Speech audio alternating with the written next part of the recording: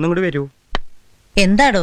നടി അനശ്വര രാജനെതിരെയാണ് ആ ഒരു ആരോപണം വന്നിരിക്കുന്നത്. താൻ എന്താ ഈ വളഞ്ഞു കൊണ്ടുവരണേ? പറയടോ. പ്രൊമോഷന് സഹകരിക്കുന്നില്ല എന്നുള്ളതാണ് ആരോപണം. ശശിയേ, നല്ല ഇടി വെട്ടുന്ന ലക്ഷണം ഉണ്ടല്ലോ. ഒരു പാമ്പ് കടി കൂടി പ്രതീക്ഷിച്ചോ? സിനിമയുടെ പ്രൊമോഷനുമായി ബന്ധപ്പെട്ട് നായിക സഹകരിക്കുന്നില്ലെന്ന ആരോപണം ഉന്നയിക്കുകയാണ് സംവിധായകൻ ദീപു കരുണാകരൻ. അങ്ങനെയൊക്കെ വഴിയില്ലോ. അനശ്വര രാജൻ പ്രൊമോട്ട് ചെയ്യേണ്ട സമയത്ത് ഇൻസ്റ്റ വഴി പ്രൊമോട്ട് ചെയ്തില്ല. എന്തൊക്കെയാണോ ഈ പറയണത്? ഒരു റെസ്പോണ്ട് പുള്ളിക്കാരി നോക്കാമെന്നുള്ള രീതിയിൽ പറയാം. അങ്ങനെ പറയേണ്ട ഒരു കാര്യമല്ലല്ലോ. ഒരു ചെറിയൊരു പോസ്റ്റ് ഇടുന്നതിൽ എന്താ തെറ്റ്? ഇൻസ്റ്റയിൽ ഒരു 3 പോസ്റ്റ് ഇടുന്നതായിട്ട് എന്താണ് വോട്ട് സ്റ്റോപ്പിംഗ് കാർ എന്നുള്ളതാണ് ക്വസ്റ്റ്യൻ. നീ നല്ല ചുട്ട മറുപടി കൊടുത്തോടാ.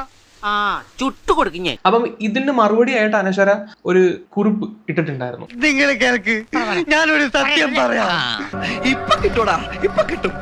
ഇപ്പൊ ഈശി പൂശോടാ. അതിനകത്ത് നോക്കുവാണെങ്കിൽ നമുക്ക് മനസ്സിലാവുന്ന ഒരു കാര്യം, ഓഗസ്റ്റ് 13, 2024 അനശ്വര ഈ ഒരു സിനിമയുടെ പോസ്റ്റർ ഷെയർ ചെയ്തിട്ട് അതിന്റെ സ്ക്രീൻഷോട്ടാണ് പുള്ളിക്കാരത്ത് വെച്ചേക്കുന്നത്.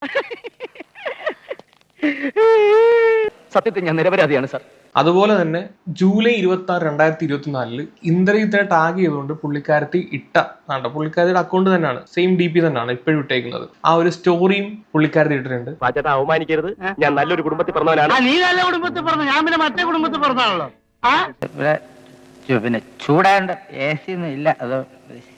ഈ ദീപു കരുണാകരൻ ഇവർക്കെതിരെ പറഞ്ഞ 2 ആരോപണങ്ങൾക്കും പ്രോപ്പറായിട്ടൊരു തെളിവായിട്ടാണ് അനശ്വരയോട് വന്നേക്കുന്നത്. ക്ഷമിക്കണം, ഉപദ്രവിക്കരുത്, ജീവിതമാണ്.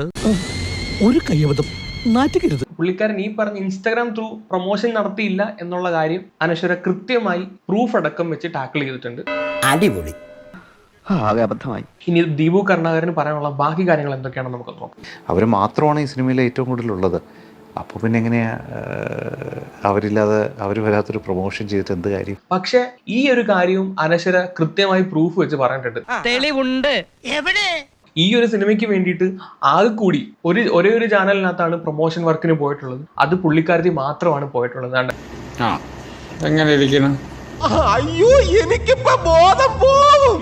മാതൃഭൂമിക്കകത്ത് പുള്ളിക്കാരത്തി കൊടുത്ത ആ ഒരു ഇന്റർവ്യൂവിന്റെ അതും കൊടുത്തേക്കുന്ന ഡേറ്റ് ഓഗസ്റ്റ് 20, 2024 ആ ഒരു ഇന്റർവ്യൂ കൊടുത്തത്. വല്ല കാര്യമുണ്ടോ? എന്തിനാണ് ഇങ്ങനെ ഇല്ലാന്ന് നടക്കണേ? ഈ ഒരു സിനിമയുടെ പ്രൊമോഷൻ വർക്കിനും അനശ്വര രാജൻ പോകുന്നില്ല എന്ന് പറഞ്ഞതിനോട് കൃത്യമായി ഒരു പ്രൂഫ് വെച്ച് പുള്ളിക്കാരത്തി അവിടെയും അങ്ങയുടെ നെറുകന്തലേക്ക് അടിച്ചിട്ടുണ്ട്. ഇതാ വടി കൊടുത്ത് അടിമേടിക്കാന്ന് പറയണേ. ഇതാ ഉണ്ടായേ ഇമേജ് കംപ്ലീറ്റ് പോയി.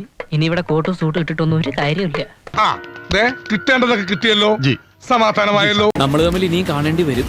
അയ്യോ, ഞാൻ പേടിച്ച്.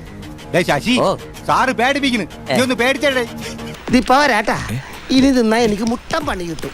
എന്നാ ഞങ്ങൾ അങ്ങ് ഇറങ്ങട്ടെ. ആയിക്കോട്ടെ, സന്തോഷായി.